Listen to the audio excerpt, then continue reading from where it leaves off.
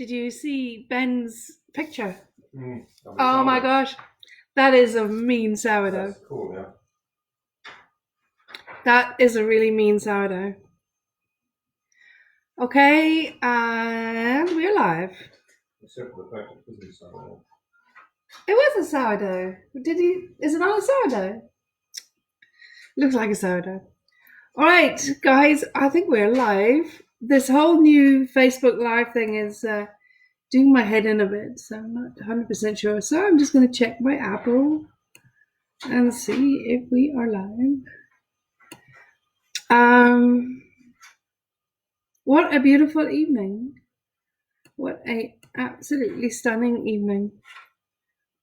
All right, so yes, absolutely, we're live. Andy, hi, hello. This new way Facebook has of doing going on live, I really don't understand it. I haven't got my head around it yet, so that's why I'm having to check my Apple to see whether I'm actually live or not. All right, good, great. Who had the most incredible day today? Wasn't it just amazing? Yeah, if you're in the UK, certainly the weather has been just absolutely amazing. So where are you from? Where are you dialing in from? Monica's present. Hi, Monica. How are you? I know, Andy, you are in Poole. Oh my God, I cannot imagine what it must be like down in Poole. It must be absolutely exquisite. Polly Sophia. Hi, That's from Victor. From Victor. Where is Victor? His name is Victor. Oh, right. Okay, right. Doug, how's it going? How are you? Excellent. Okay, cool bananas. What a beautiful evening we're having. What an absolutely exquisite day. Right, so how was today's mission? I did do a little bit of an impromptu live earlier on today in response to a couple of comments that I got. Oh, Greece, Victor from Greece. How's the weather in Greece? I would imagine it is absolutely glorious. So I did an impromptu live earlier today because a couple of reasons. One, I had a couple of questions from people saying that they'd had given the time that we're experiencing right now, they had a really, really bad week last week. And the other thing was, I'm going to be really honest with you, as I said earlier in my impromptu live, I actually completely forgot this weekend was Easter when I put the date in. It just goes to show that, days roll into one, don't they, when you're in lockdown?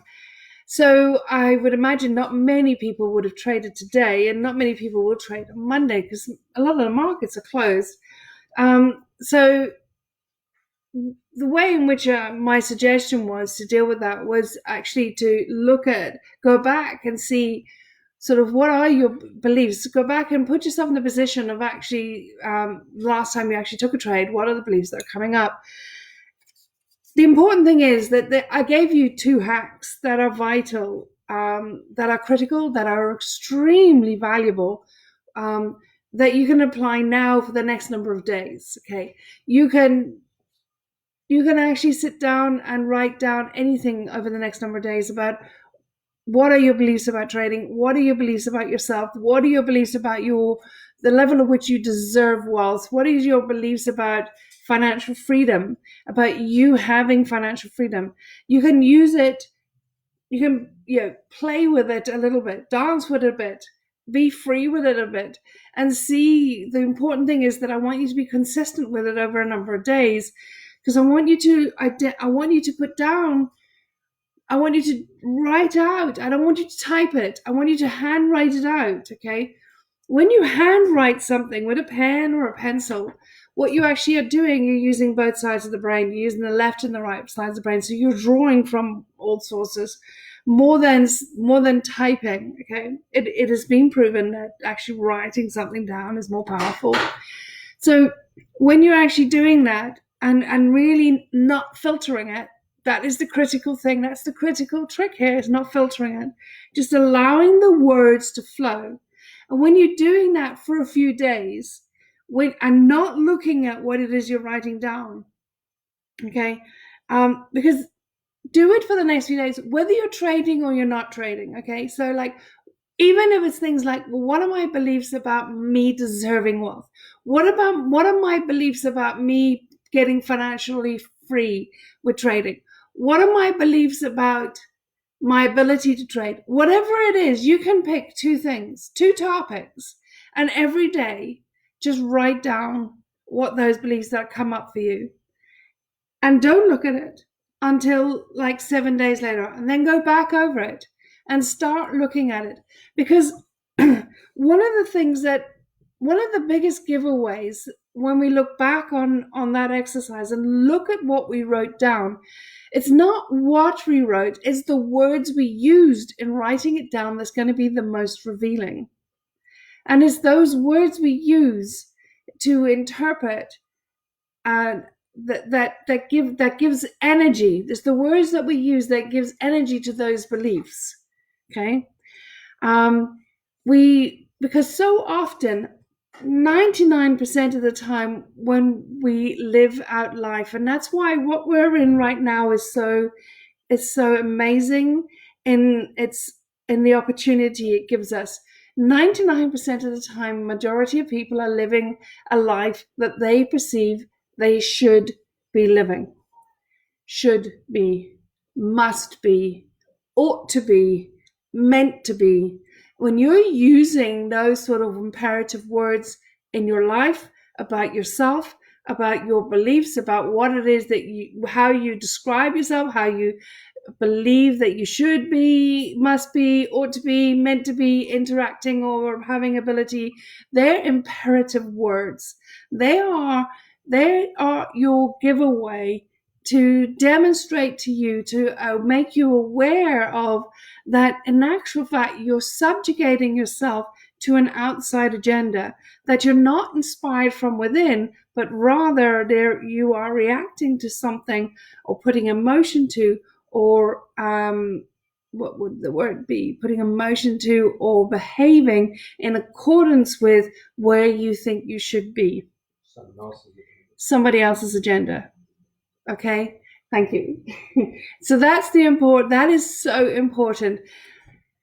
When you start understanding the language that you're using about what the beliefs are that you have, you will start understanding where those beliefs came from. Because as I said in the video this morning and in the impromptu live I did earlier today, so much of the beliefs that we have about ourselves have been put on to us by other people. And these beliefs start when we are day naught, all right? Pre-day naught. That's when these beliefs start taking hold of us. And the people that, like, we all experience it. Every single one of us experience it. We all have, we all carry those beliefs. We all carry perceptions that we have, or meanings that we've applied to circumstances. But how we have been nurtured, how we have been loved, appreciated in the earlier days growing up, even by well-meaning parents, will certainly form how we perceive events. Okay. So often we blame ourselves for all sorts of things, for all sorts of crazy things. You know, something may have happened when we were like 10 or 12 or 14. Something may have happened and we applied a meaning to that. And it was so dramatic, so big, so important to us at the time. We applied a meaning to it. We developed a belief about it. We took it on. And what physiologically that did is that sort of myelinated neurons in our brain. And over time, what we did is we repeated that pattern. And each time we repeat that pattern, we build up protein around the neuron that is synaptically connected in our brain, building it, making it stronger and stronger to a point that we react more and more automatically from that belief standpoint, despite the fact that that belief may not be actually as it might be. It might be one of two things. One, it might have been something was told to us that we were stupid, we were silly, we didn't deserve it, whatever it is. Even if it was by a well-meaning parent, it could be at a particular point in our psyche when we were vulnerable to hearing it. It left an imprint, an indelible imprint, just like the environment we're in right now, just like what we're going through right now. That will leave, what we are experiencing right now will leave an indelible imprint in our psyche for the rest of our life. All right. When we come through it, life will be different when we get to the end of it. People will forever respond to each other, to hygiene, to space, to all sorts of things completely differently, as we would have on a more micro level. That's on a micro level, but as we would have on a more micro level when we were younger, when we would have taken on a belief and responded to that and built up on that. Now, the issue with that is that the more and more and more times we respond to that, the more unconsciously we did. So often, I've heard people say things like, trading is too good to be true. Money is hard to make. It cannot be that simple. And if that's what you believe, then you're right. Okay, that's important. It's 100% important. If that is what you believe, then you're right. Whatever it is you believe, you are right. Because whatever you believe in your subconscious mind, when the circumstances arise for you in that moment in time, at any given time, including the time you're sitting down to trade, whatever it is you believe in that moment in time, whatever is triggered for you in that moment in time, you're going to respond to what you believe. Because you have to prove yourself right. And the more in which we're working from our head, the more in which we respond to situations, circumstances, and interactions from our head, the more we will need to be right. Because of this thing we have called the amygdala, or the reptilian brain, which is predator-prey, fight or flight, pleasure and gain, pleasure or pain, run from pain towards pleasure. That is why we jump from one strategy to another. That is why we seek only winning trades and run from losing trades. But as I said to you earlier today in the impromptu live I did, I'm going to show you later on in the week how you can start embracing the losing trades. Okay. The more you are actually responding to life, to trading, to wealth building, to absolutely anything from the amygdala, from the headspace, from the reptilian brain, the more you need to be right. And the more the unconscious beliefs will actually drive your behavior, which creates your results.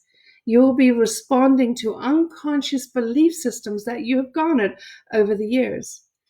That is why we need a pattern interrupt. That is why we need to take a step back. That is why we need to start being conscious of what it is that's coming up for us. What are the beliefs that's driving our behavior? What is the language we're using to describe those beliefs? And then we can start unpacking it. Then we can start looking at it. Hold on a second. Why do I have the belief that money is hard to make? Or money has to be hard?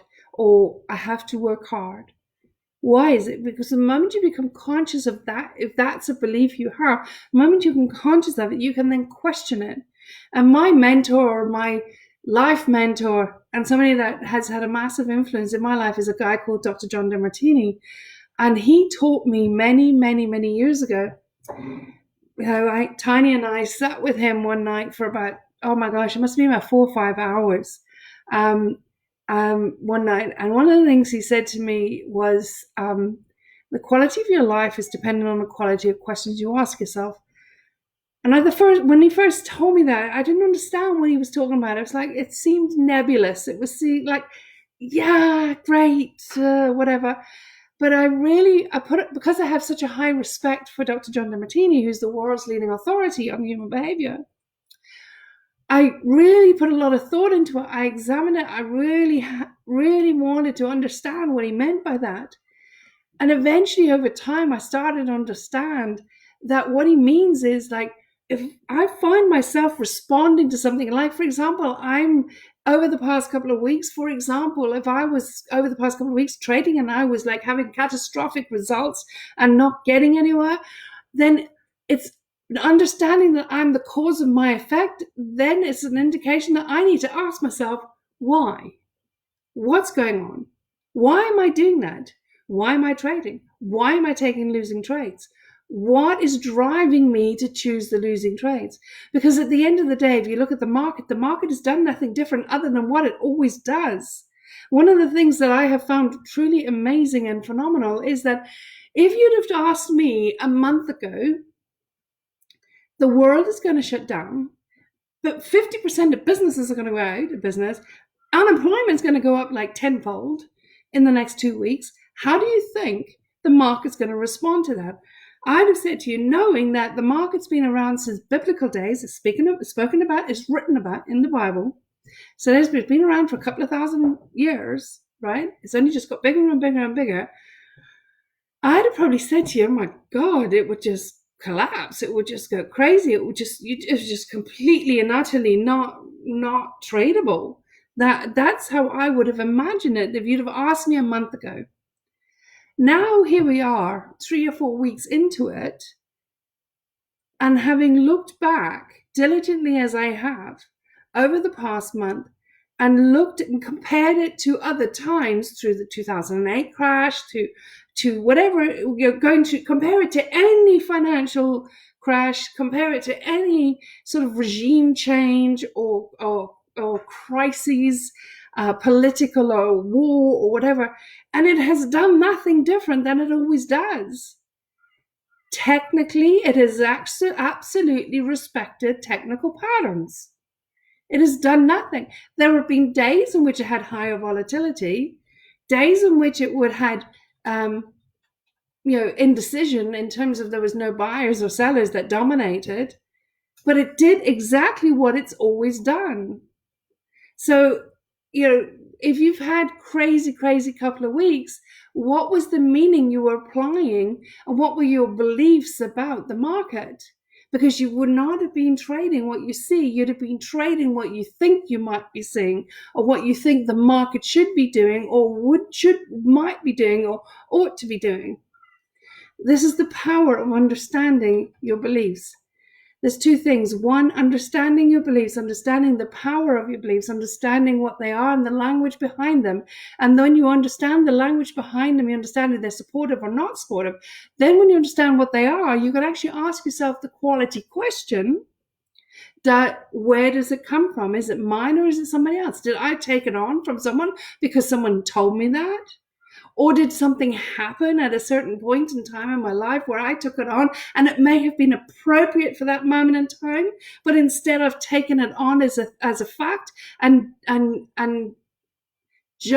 it's formed part of my life for all these years, when in actual fact it's no longer relevant. It's these sort of quality questions we need to ask ourselves to understand, to be able to reframe it. There is no belief we cannot reframe. There is no challenge that you are not greater than. There's no challenge that does not equally serve you. And this is all part of what today's mission, these are the seeds that I am sowing for you around today's mission. Today's mission might seem quite small, about just write out your beliefs, but I promise you, you take on board what I taught you today. Nothing will change your life more and more dramatically and more fast and quicker than when you embrace what you learned today. Because what I gave you today were the seeds and will lay the foundations of incredible transformation for you. It will change everything for your life. It will transform everything for your life. When you start asking yourself the quality question, does this belief serve me? Where did this belief come from? What have I applied a different meaning? How do I dissolve the charge that I have around this belief? Okay, so it really is an important, it is probably the single most important thing you can do for your life, is to understand what the beliefs are that are driving your behavior. Okay, any questions on that? There is a lot. There's so much. The problem with this sort of topic is that I could absolutely speak for hours on it. But it is a beautiful evening. It is Good Friday. It is the start of an Easter weekend. And I'm sure you've got a lot of amazing things to do. So, are there any questions in particular? I don't think so. Anyone got any particular question? I do on day 7 go more into how it is that you can actually reframe these beliefs and how you can actually establish more supportive beliefs.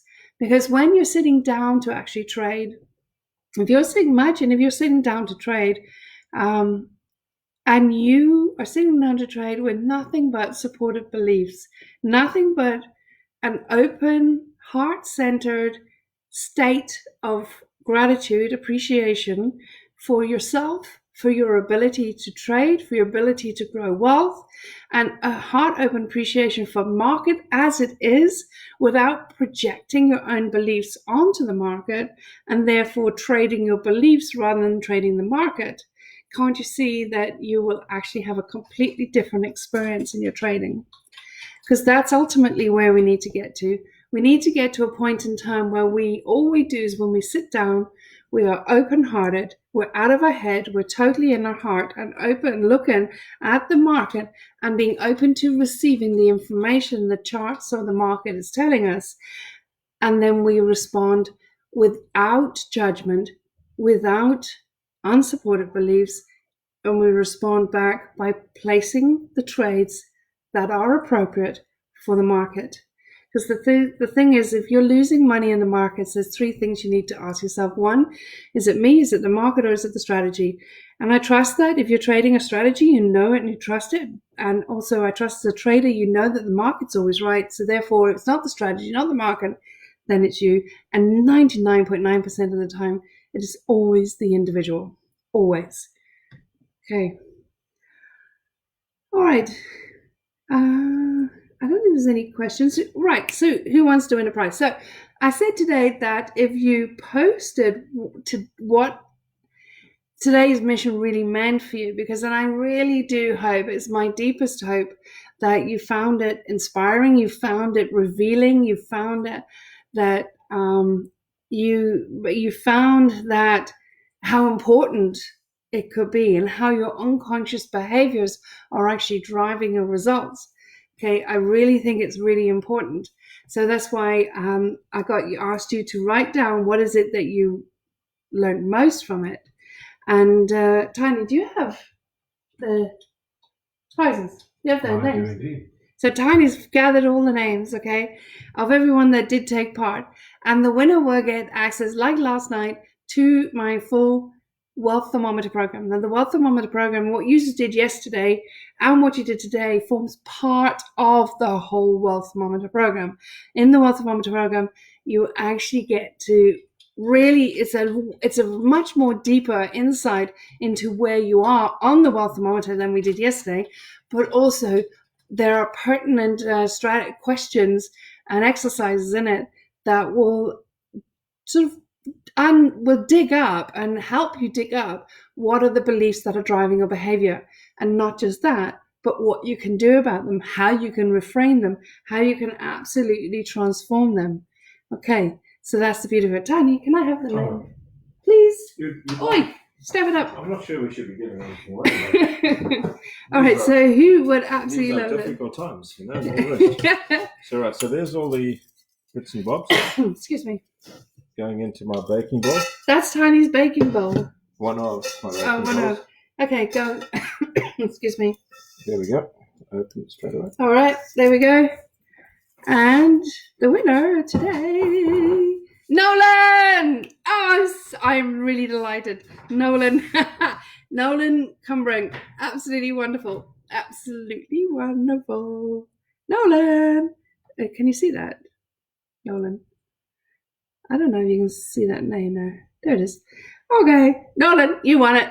Brilliant. So Tiny will the Wealth Thermometer. Cool. I'm busy applying it So right now. Tiny will give you access to the Wealth Thermometer right now, the full program. Listen, it's a whole download.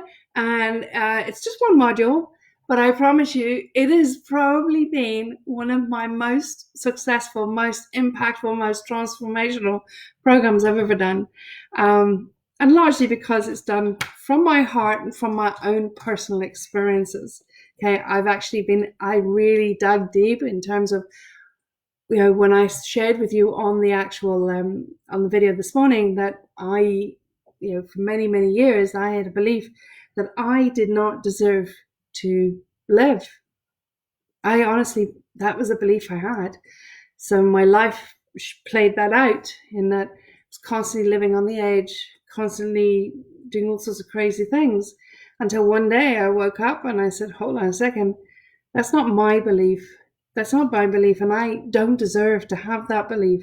But that's how powerful, when you're told something, when you take on something, how powerfully it drives your behavior and therefore your results.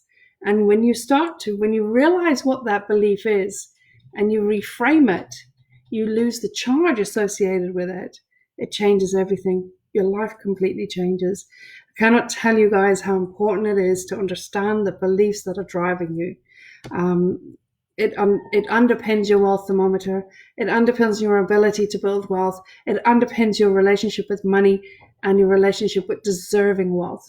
Okay, so I do urge you, please, to actually make sure you do the exercise that is on today's mission. Okay, all right.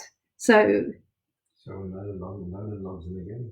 Okay, Nolan. So Tiny just told me when you log into your members area again, it will be there. Okay. So Nolan said, "That's great. Thank you. Never win anything." Well, you can't say that. Don't ever say that. Don't ever say that. Never. There's a belief. There's a belief. Smack on there, Nolan. I'm going to pick on you for a minute, if I may, please, and I do it from my heart. Okay. I do it with no malice, but love from my heart. I never win anything. I'm going to challenge you right now to look at that. That's a belief that you have. Okay. That's a belief you have. And your language has just demonstrated, I never win anything. I guarantee you that when you seriously open your heart and look back over your life, I think you will be amazed at how much you have won in one way or another. Okay. The important thing about a belief is that you need to balance it, because a belief means we're polarized about something, that it's all one without the other. Okay. So what you saying, I never win anything, that's a belief that you have. And I will tell you that's absolutely not true. And I don't know you, Nolan. Okay. I don't know you, but we've only just started to interact with this 7-Day Ninja Challenge.